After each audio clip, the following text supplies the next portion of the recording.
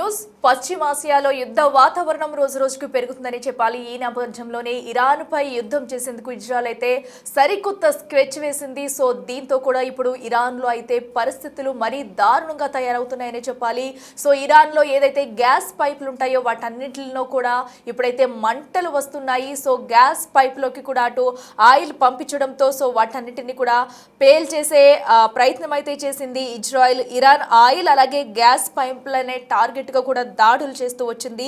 టెహ్రాన్లోని అన్ని oil pipe లైన్లను కూడా ధ్వంసం చేస్తూ వస్తుంది ఇజ్రాయెల్. అయితే డ్రైనేజీ పైప్ లైన్లోకి క్రూడ్ ఆయిల్ చేరడంతో ఒక్కసారిగా ఆ డ్రైనేజ్ పైప్ లైన్లు ఏ ఏ ప్రాంతాల్లో ఉన్నాయో మొత్తం పైప్ లైన్ నుంచి మంటలు ఒక్కసారిగా బయటకు వస్తున్నాయి. సో దీంతో ప్రజలంతా కూడా భయభ్రాంతులకు గురవుతున్నాయని చెప్పాలి. దీంతో అక్కడక్కడ భారీ ఎత్తున అయితే మంటలు ఎగిసిపడుతున్నాయి. ఒకసారి మీరు బిగ్ టీవీ స్క్రీన్ మీద విజువల్స్ లో చూడొచ్చు. యుద్ధ వాతావరణంలో కూడా పూర్తిగా అగ్నికి ఆహుతి అయిపోతుంది ఇరాన్ అనే చెప్పాలి. సో ఒకసారి చూడొచ్చు మనం కూడా, ఎందుకంటే గ్యాస్ పైప్ లైన్ల ద్వారా కూడా అటు ఏదైతే మంటలు వచ్చి ఆ పక్కన ఈ పక్కన కూడా మనకి రోడ్డుకి ఇరువైపులా కూడా గ్యాస్ పైప్ లైన్స్ అనేవి ఉంటాయి. సో వాటి నుంచి అయితే మంటలు ఏకదాటిగా వస్తూనే ఉన్నాయి. సో ఈ నేపథ్యంలో అటు వాహనదారులు అలాగే అక్కడ ఉన్న ప్రజలు కూడా భయభ్రాంతులకు గురవుతున్నారని చెప్పాలి. టెహ్రాన్లోని అన్ని పైప్ లైన్లను కూడా ధ్వంసం చేసేసింది ఇజ్రాయెల్ అని చెప్పాలి. దీంతో సిటీ మొత్తం కూడా మంటలైతే వ్యాపించాయి. సో ఆయిల్ క్షేత్రాలపై దాడులతో కొన్ని ప్రాంతంలో కూడా అటు యాసిడ్ రైన్ అయితే పడుతుంది. సో ఎందుకంటే ఆ వస్తున్న ఆయిల్ మొత్తం కూడా అటు గాల్లోకి కలిసిపోవడంతో కూడా అటు మొత్తం అంతా మంటలుగా చిక్కుకుని ఒక్కసారిగా ఆ వర్షం రూపంలో ఏదైతే ఉందో ఆ వర్షం పడుతుంది. ఒకసారి సిచ్యువేషన్ మనం అర్థం చేసుకోవచ్చు. మన క్లియర్ కట్గా కూడా బిగ్ టీవీ స్క్రీన్ మీద విజువల్స్ లో చూడొచ్చు.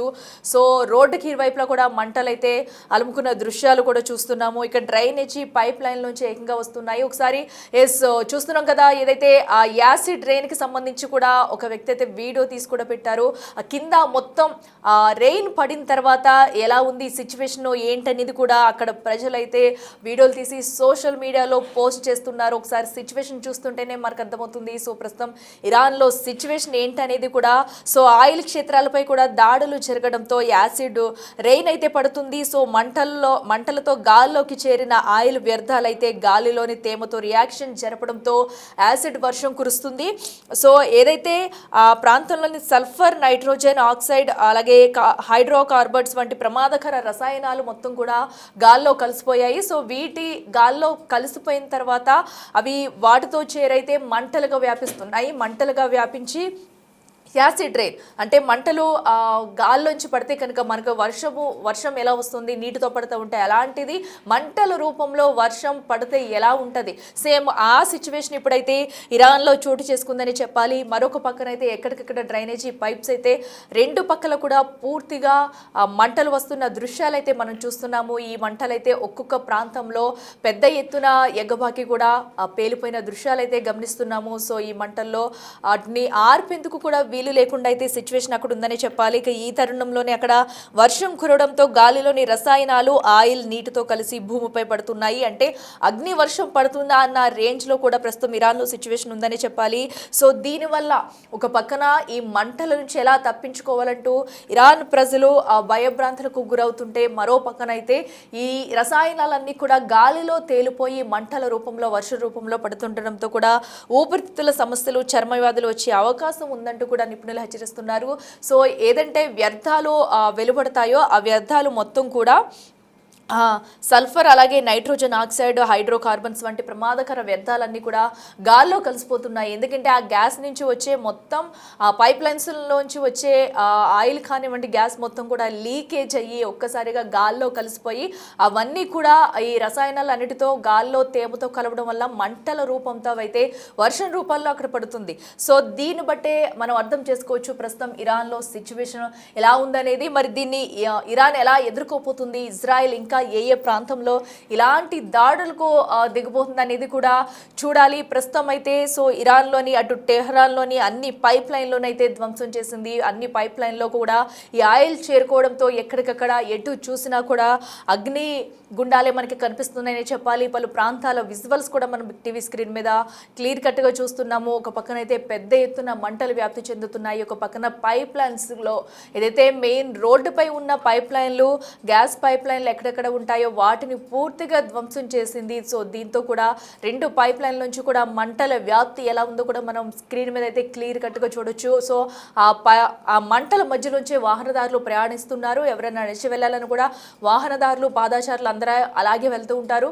ఒక్కొక్క ప్రాంతంలో కూడా ఆ మంట దాటి ఎక్కువైనప్పుడు కూడా పెద్ద ఎత్తున ఒక్కసారిగా అక్కడ పేలిపోయిన సిచ్యువేషన్స్ మనం చూస్తున్నాము. చూస్తున్నాం కదా, అక్కడ ఏదైతే పెద్ద మొత్తంలో ఒక్కసారిగా కూడా భారీ పేలుడు సంభవించింది. ఒకసారి ఆ విజువల్స్ మనం చూద్దాం.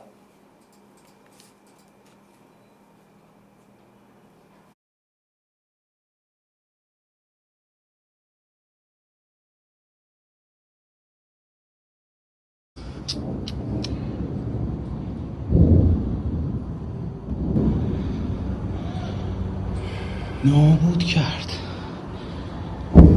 نابود کرد.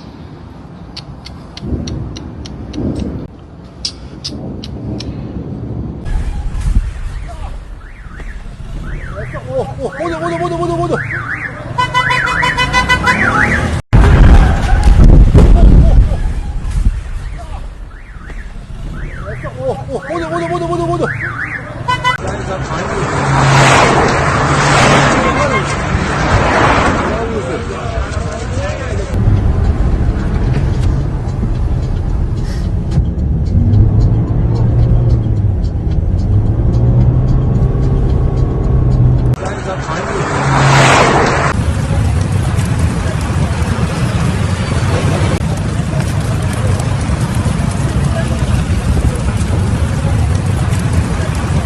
is actually black, also saturated, it appears, with oil. And then if we look over there, you can see that the water that's running down here also is black. So that's what's coming down this morning. This sort of oil-filled rain that we have right now on the Iranian capital after those strikes took place is actually black, also saturated, it appears, with oil. And then if we look over there, you can see that the water that's running down here also is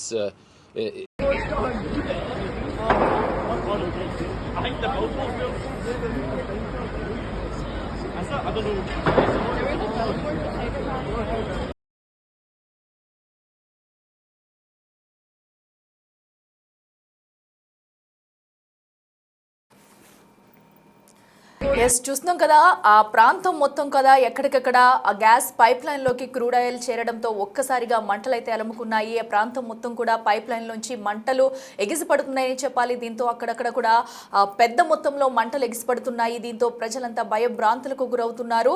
so ఏదైతే ఆ gas pipe లైన్లు ఉంటాయో ఆ pipe లైన్లు గుర్తించి వాటన్నింటిలోకి కూడా crude oil అయితే పంపించే ప్రయత్నం చేసింది ఇజ్రాయెల్. ఒక సరికొత్త స్కెచ్ వేసి అటు ఇరాన్ పై ప్రతీకారం తీర్చుకునేందుకు ముమ్మర ప్రయత్నాలు చేస్తుందని చెప్పాలి. సో ఇప్పటికే పశ్చిమాసియాలో జరుగుతున్న యుద్ధంతో అందరూ ఉక్కిరి బిక్కిరి అవుతున్నారు. సో ఇప్పటికే వార్ రోజు రోజుకి తగ్గుముఖం పడుతుంది అనుకునే సమయంలో కూడా ఇంకా ఇది పెద్దదిగా అవుతుందనే చెప్పుకోవాలి. ఇప్పుడు ఇరాన్లో సిచ్యువేషన్ అయితే మనం చూస్తున్నాము. ఎక్కడ చూసినా కూడా అగ్నికిలలు అయితే ఎగిసిపడుతున్నాయి. సో ఇప్పటికే డ్రైనేజ్ పైప్ లైన్లోకి క్రూడ్ ఆయిల్ చేరడంతో సిటీ మొత్తం కూడా మంటలు అలుముకున్నాయని చెప్పాలి.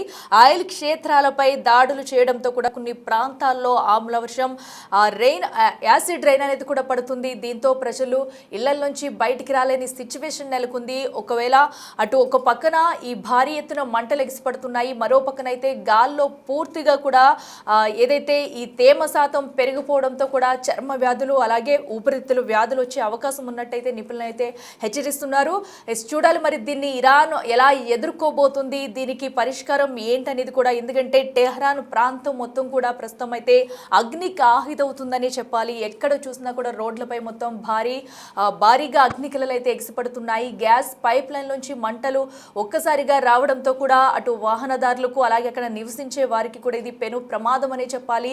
దీంతో నివసించే ప్రజలు కూడా చాలా ఇబ్బందులు అయితే పడుతున్నారు. టెహ్రాన్లోని ఇల్లు పైపులు ధ్వంసం చేయడంతో కూడా క్లిష్ట పరిస్థితులు అయితే అక్కడ ప్రస్తుతం ఏర్పడ్డాయని చెప్పాలి. కేవలం ఆయిల్ క్షేత్రాలపై కూడా దాడులు చేయడంతో కూడా కొన్ని ప్రాంతాల్లో ఆమ్ల వర్షం అయితే కురుస్తుంది. సో మంటలతో గాల్లోకి చేరిన ఆయిల్ వ్యర్థాలైతే వర్షం రూపంలో ఏదైతే అగ్నికిలల వర్షం రూపంలో కూడా పడటంతో అక్కడ మొత్తం అంతా కూడా సిచ్యువేషన్ అయితే వారి చేతిల్లో లేదన్న స్టేజ్కి వచ్చేసిందని చెప్పాలి. సో దీని నుంచి ఇరాన్ ఏం చేయబోతుంది, సో మరి దీనికి ప్రతిఘటిస్తుందా లేదా అనేది కూడా వేచి చూడాలి. ప్రస్తుతం అయితే టెహ్రాన్లోని సిచ్యువేషన్ మరీ ఘోరంగా ఉందని చెప్పాలి. మంటల దాటికి ఎటు వెళ్ళలేని సిచ్యువేషన్ అయితే అక్కడ నెలకొంది. ఆ దృశ్యాలు కూడా మనం టీవీ స్క్రీన్ మీద చూడొచ్చు ఒక్కసారిగా. సో పైప్ లైన్ నుంచి వస్తున్న బయటికి వెలువడుతున్న మంటలతో కొన్ని ప్రాంతాల్లో అయితే భారీ ఎత్తున పేలుడు సంభవిస్తుంది. ఎక్కడెక్కడైతే గృహాలు ఉంటున్నాయి, అలాగే కొన్ని షాప్స్ ఉంటున్నాయి, షాపింగ్ కాంప్లెక్స్లు ఉంటున్నాయి, అక్కడక్కడ కూడా పలు ప్రాంతాలు అయితే భారీ పేలుడు సంభవిస్తుంది. దీంతో భారీగా ఒక పక్కన ఇరాన్ నష్టపోతుందని చెప్పాలి, మరో పక్కన అయితే మనుషులు ప్రాణాలకు కూడా ముప్పు ఉందని చెప్పాలి. సో ఇప్పటికే ఊపిరితిత్తుల సమస్యలు, చర్మ సమస్యలు వచ్చే అవకాశం ఉందంటూ నిపుణులు హెచ్చరిస్తున్నారు. మరి చూడాలి దీనినైతే ఇరాన్ ఎలా ఎదుర్కోబోతుందనేది కూడా.